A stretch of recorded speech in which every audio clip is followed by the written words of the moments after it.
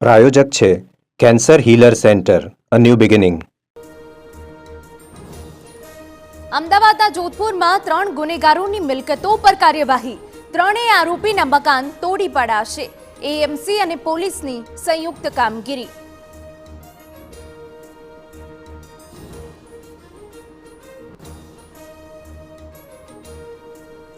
Sanand Viramgam highway પર દબાણો દૂર કરાયા. સ્થાનિકો અને પોલીસ વચ્ચે મામલો ઠાડી પડતા ફર્યું બુલડોઝર.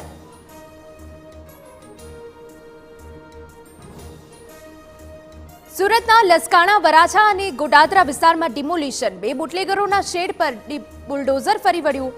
વરાછામાં પણ બુટલેગરના ઘરનું ડિમોલિશન.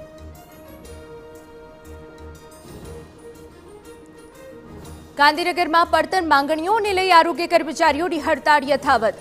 ગ્રેડ પે વધારવા, ખાતાકીય પરીક્ષા રદ કરવાની માંગ સાથે આંદોલન. સીએમને આવેદનપત્ર આપશે.